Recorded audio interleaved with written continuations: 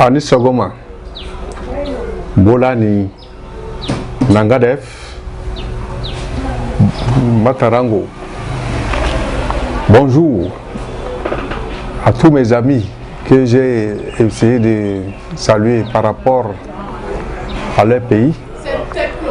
Je suis le professeur Cheikh Modibo Mohamedou Baba Malam, que vous avez souvent suivi sur les antennes de Africa numéro 1, avec Patrick Guémandon, dans les émissions du Triangle. Et dans le Coran, dans la Bible, ils ont parlé de calcul. Exemple, quand tu vas dans Sourate 17, verset 12, Dieu dit: nous avons fait de la nuit et du jour deux signes, tandis que nous avons effacé le signe de la nuit et que nous avons rendu visible le signe du jour, pour que vous recherchiez les grâces de votre Seigneur et que vous sachiez compter le nombre d'années et le calcul du temps. Nous avons expliqué toutes choses d'une manière détaillée. Et quand tu vas maintenant dans Apocalypse 18, verset 13, que celui qui a de l'intelligence calcule, c'est un nombre d'hommes. Et le nombre est de 666. Vous voyez, il y a ce calcul-là. Donc, vous savez, un homme, selon la création de Dieu, a créé l'homme selon un poids, une mesure et un nombre. Un poids, une mesure et un nombre, c'est comme ça. C'est en toute vérité, c'est Dieu qui le dit. Donc un homme a un poids distinct, un poids mystique et un poids subtil. Donc il faut connaître ton poids. Par comment?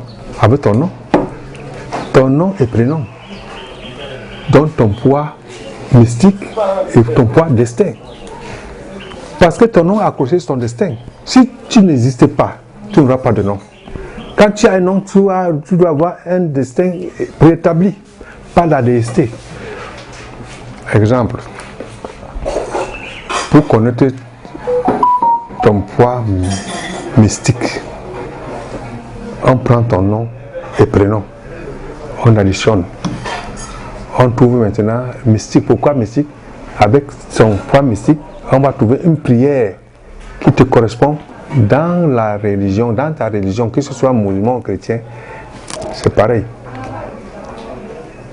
Il y a le poids destin aussi qui va te caractériser. À base de ton nom, on connaît déjà que celui-ci, son destin serait comme ça. Si ton nom a été mal choisi, c'est là que tu vois quelqu'un. Aujourd'hui, il a battu le code, demain, il est guéri, il vérifie souvent, la maison brûle. C'est souvent la malchance du nom. Parce que le nom a été mal choisi. Pour donner le nom à quelqu'un là, on ne prend pas le nom au hasard, comme chez vous, souvent chez les Africains. Ton grand frère, ton grand-père, non. On ne donne pas le nom comme ça. Là. Non. Il y a ceux qui donnent le nom de leurs parents ou des ancêtres, alors que l'ancêtre était très négatif. Ça suit l'enfant. Donc le nom doit être positif. C'est pour ça qu'il faut souvent calculer. Vous savez, il y a 4 éléments. Le feu, la terre, l'air et l'eau. Et tous les lettres que nous utilisons là, il y a A, B, C jusqu'à, pour les chrétiens 26 lettres et pour les musulmans 28.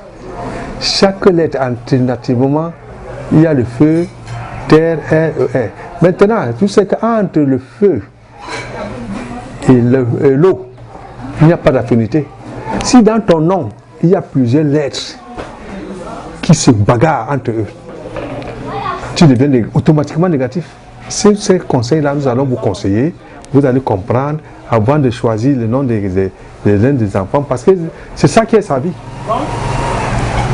Parce que avant de te prédestiner, avant que tu sois sur terre là,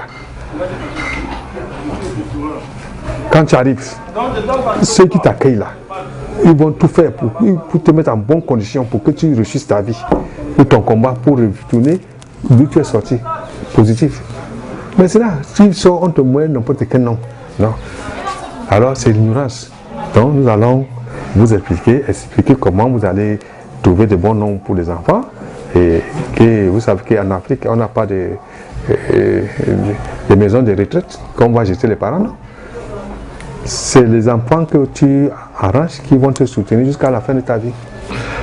Voilà, je vais vous présenter maintenant quelques recettes très efficaces. Vous savez, dans la vie, la bouche, quand on parle trop de toi là, ça devient aussi un problème pour toi.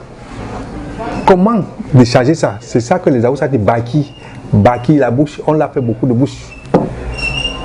Et souvent, on ne t'a même pas fait le problème, on ne t'a pas amené chez les marabouts. Mais c'est la bouche. Et tu sors comme ça, tu dis, oh le malao, ça te pour te désembouter, pour enlever ces mauvaises bouches sur toi là. Voici alors cette plante. On appelle ça le douji en Haoussa. C'est partout, tout le monde connaît ça là. Tu as vu? Douji. Il y a plusieurs systèmes. Je vous donne seulement la première pour décharger la bouche.